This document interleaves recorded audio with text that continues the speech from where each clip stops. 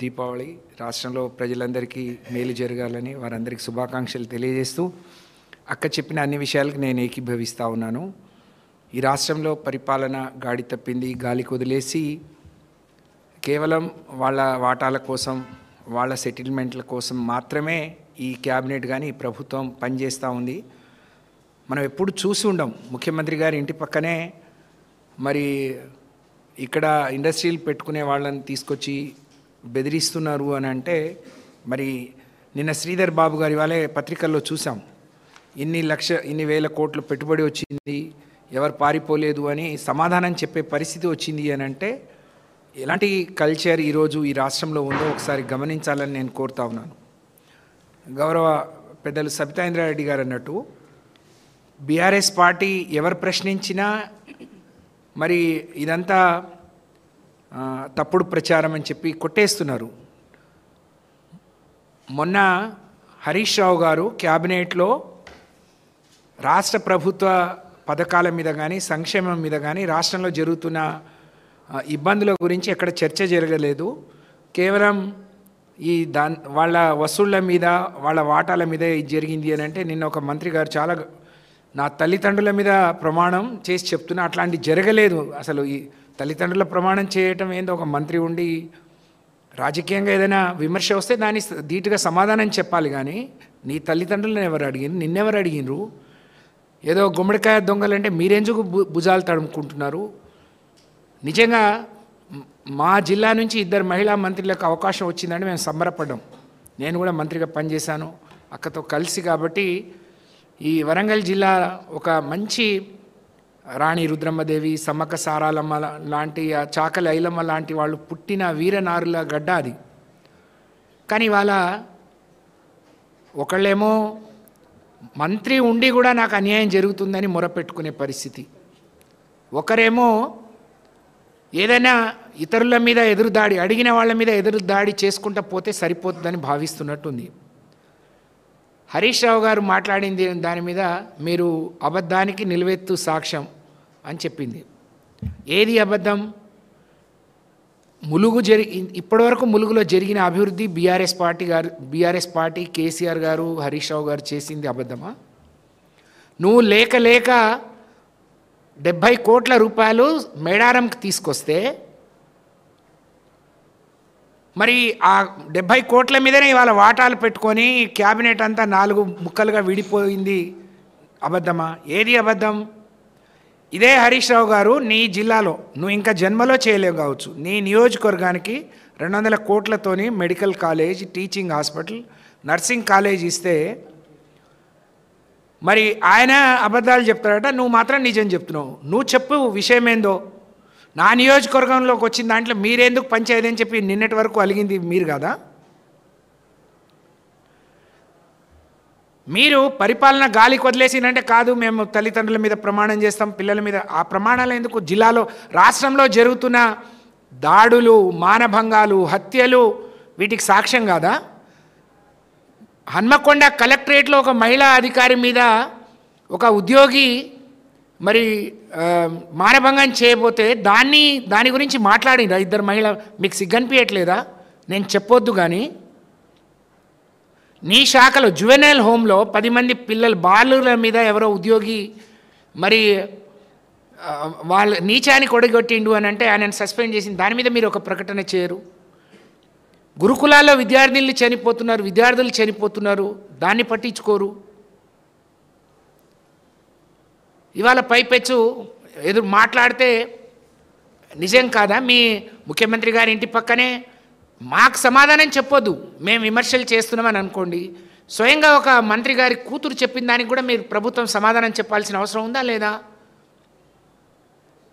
ముఖ్యమంత్రి గారికి అత్యంత సన్నిహితుడు, ఆయన ఆఫీసుకు పిలిపించుకొని మా ఓఎస్డీని మరి అక్కడ గన్ను ఉంది అని అంటే, గన్ను ఎవరు తీసుకొచ్చింది? మా దగ్గర లేని గన్ను వాళ్ళే తీసుకొచ్చినట్టుంది, స్వయంగా ముఖ్యమంత్రియే పంపించినట్టుంది అని మాట్లాడితే, హైదరాబాద్ నడిబొడ్డున దేశమంతా హైదరాబాద్ వైపు చూస్తున్న క్రమంలో ఇలాంటి కల్చర్ని, ముఖ్యమంత్రి ఆఫీస్ పక్కనే సెటిల్మెంట్ చేసుకునే, మరి ఎవరైనా పరిశ్రమలు పెట్టుకోవడానికి వస్తే గన్ పెట్టి బెదిరించి మీరు మామూళ్లకు వసూళ్లకు పాల్పడితే ఇంతకంటే సిగ్గుచేటు ఉంటుందా? ఇంతకంటే అవమానం ఇంకోటి ఉంటుందా? ఏ పని వచ్చిందే లేఖల. మేము ఇదే వరంగల్కి అదే ములుక్కి ఇప్పుడే కవిత గారు అంటున్నారు 65 కోట్లతోని కలెక్టరేట్ ఇచ్చాము. ఎవరన్నా ఒక్కళ్ళు ఏలెత్తి చూపించే విధంగా చేశామా?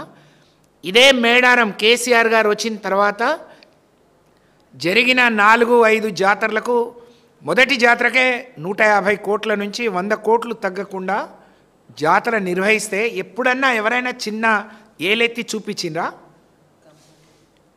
ఇదే ములుగులో ట్రైబల్ యూనివర్సిటీ కోసం 350 ఎకరాలు మేము కొనుగోలు చేసి అందులో 50 ఎకరాలే ఫారెస్ట్, మిగతా రైతుల నుంచి కొనుగోలు చేస్తే ఒక్క చిన్న కంప్లైంట్ అని వచ్చిందా? ఇవాళ 70 కోట్లు తీసుకురాగానే నా వాటేది నీ వాటేది అక్కనట్టు ఆ శాఖనే కాదని ఆర్ఎండ్బికి ఇచ్చే పరిస్థితి వచ్చింది అని అంటే ఇంత కక్కుర్తియా?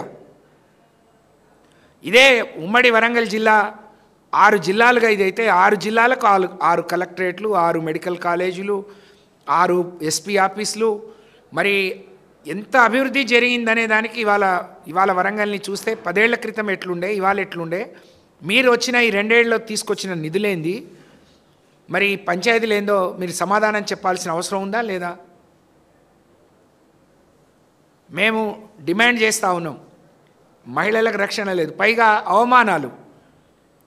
మాగంటి సునీత గారు ఏడిస్తే మంత్రులు చెప్పి ఏడిపిస్తున్నారు. మీ ఇంట్లో ఇలాంటివి జరగలేదా? దురదృష్టం, తన భర్త చనిపోయిండు, ఈ ఎన్నిక తను కోరి తెచ్చుకుంది కాదు, తను బయటికి రావాలని అనుకున్నది కాదు. కానీ ఒక భర్త చనిపోతే ఒక భార్య 2-3 పిల్లల్ని పెట్టుకొని ఆమె ఎంత ఆవేదన, ఎంత ఆమె కష్టతరమై ఉంటుంది. ఒక భర్త చనిపోతే బయటికి రాకుండా ఇంట్లోనే ఎవరైనా పలకరిస్తే తన దుఃఖాన్ని, తన బాధను, తన ఆవేదనని చెప్పుకొని బాధపడే ఒక మహిళ బయటకు వచ్చి తన భర్త ఇచ్చిన మాట నిలబెట్టుకోవటానికి, తన భర్త చేసిన అభివృద్ధిని కొనసాగించడానికి బయటకు వస్తే ఆమెను కూడా ఓర్వకుండా, అధికారంలో ఉన్నవాళ్ళు మీరు చేసే దండాలు, మీరు చేసే రౌడీజం, మీరు నేను చెప్పొద్దేమో ఒక మహిళగా, కానీ మీరు ఎవరిని పోటీలో పెట్టుకున్నారు, ఎవరెవరు వాళ్ళకి మద్దతు ఇస్తున్నారు అందరం చూస్తున్నాం. ఇవాళ హైదరాబాద్ చిన్న శ్రీశైలం యాదవ్ గారు అంటే ఏంటి, నవీన్ యాదవ్ గారు అంటే ఏంటి, ఆయనకు మద్దతు ఇస్తున్న మరి మూటా ఎలాంటిదో కూడా ప్రజలు గమనిస్తారు. కానీ ఒక మహిళను ఇంత నీచంగా మాట్లాడి మీరు ఓట్లు దండుకోవాలి, గెలవాలనుకోవడం దుర్మార్గం, శోచనీయం. దీన్ని తీవ్రంగా ఖండిస్తూ ఉన్నాం. అలాగే వారు చెప్పినట్టు ఈ రాష్ట్రంలో ఇది మీ కుటుంబ వ్యవహారం కాదు, ఇది కాంగ్రెస్ పార్టీ వ్యవహారం అంతకన్నా కాదు. కాంగ్రెస్ పార్టీ దేశంలో, రాష్ట్రంలో ఎప్పుడు అధికారంలో ఉన్నా ఇలాంటి వాతావరణం ఎప్పుడు ఉంటుంది. ఎప్పటికీ అడుగులకు మడుగులొత్తుతూ మరి ఢిల్లీ చుట్టూ ప్రదక్షిణలు చేస్తూ వాళ్ళకు కప్పం కడుతూ బతికిన దాఖలాలు అందరూ చూశారు. కానీ ఈరోజు స్వయంగా ఒక మంత్రి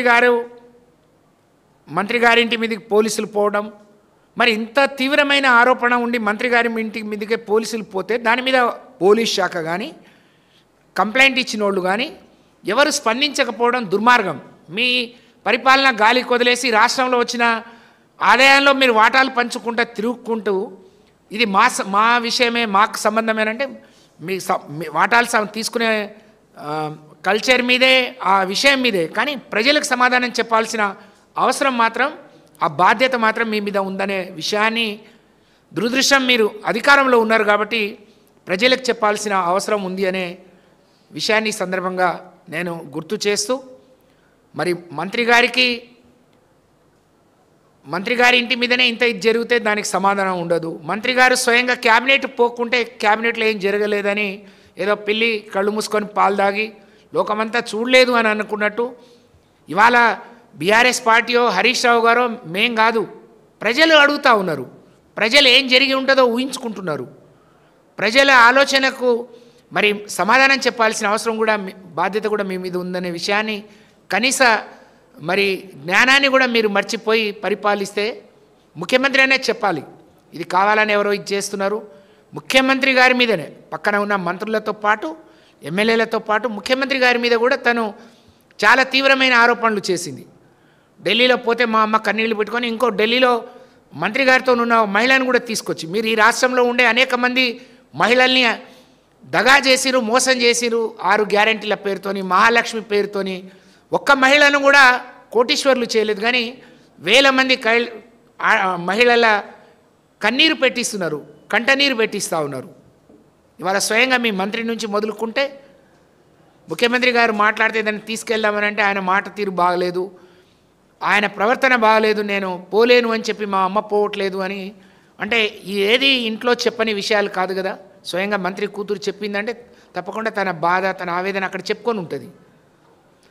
సురేఖ గారి బాధే పట్టనోళ్ళు మీకు సునీత గారి బాధ పడుతుందని మేము ఆశపడటం సరైనది కాదు, మాకు అది అత్యాశ అవుతుంది. కానీ మీరు ఇంత నీచానికి ఒడిగట్టిందనే విషయం మాకు ఇప్పుడిప్పుడే అర్థమవుతుంది. కానీ రాష్ట్ర ప్రజలకు మాత్రం ఈ జరిగిన అన్ని విషయాల మీద సమాధానం చెప్పాల్సిన అవసరం మరి ఉంది కాంగ్రెస్ పార్టీకి, కాంగ్రెస్ ప్రభుత్వానికని ఈ సందర్భంగా చెప్పాల్సిన బాధ్యత. అలాగే పోలీస్ శాఖ కూడా ఎఫ్ఐఆర్ చేస్తే ఎవరు కంప్లైంట్ ఇస్తే చేశారు, ఏ సెక్షన్ల కింద చేశారు, అక్కడ జరిగింది ఏంది, ఒక కంపెనీకి 300 కోట్ల రూపాయలు ఫైన్ వేసిండ్రు అంటే అక్కడ ఎంత ప్రజాధనం వృధా అవుతుంది, ఎంత పొల్యూషన్ అవుతుంది, ఎంత ఫారెస్ట్ భూములను కబ్జా చేసుకున్నారని స్వయంగా మంత్రి గారే చెప్తే అందుకనే నేను ఫైల్ ఆపినా అని తనే మరి అందరి దగ్గర పోయి చెప్పుకుంది అని అంటే ఈ రాష్ట్రంలో ఏ విధంగా లూటీ జరుగుతుంది, ప్రజా సొమ్ము ప్రజాధనం అనేది కూడా మనం గమనించాల్సిన అవసరం ఉంది. ఒకవైపు మరి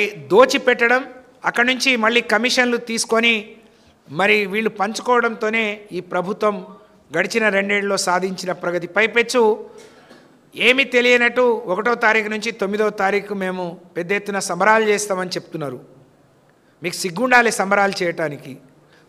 నీ క్యాబినెట్లో ఉన్న మంత్రి హైదరాబాద్లో ఉండి నీ క్యాబినెట్కి రాదు, ఆమె బోరున విలపిస్తూ ఉంది. ఇవాళ మహిళలకు ఇచ్చిన మీరు ఇచ్చిన ఏ ఒక్క హామీని మీరు నెరవేర్చలేదు. ఏ మొహాలు పెట్టుకొని సంబరాలు చేస్తారు? గ్రామాలేమో వ్యవస్థ పూర్తిగా పరిపాలన అడుగంటిపోయింది. ప్రజాపాలన కాదు, ఇది కేవలం మీరు ఎవరో కాంగ్రెస్ పార్టీ నాయకుల పాలన తప్ప ఇది ప్రజాపాలన కాదు. ఇవాళ గ్రామాల్లో సర్పంచ్ ఎంపీటీసీ ఎన్నికలు లేకుండా మరి అక్కడ పారిశుద్ధ్యం అటకెక్కింది, పాలన పడకేసింది.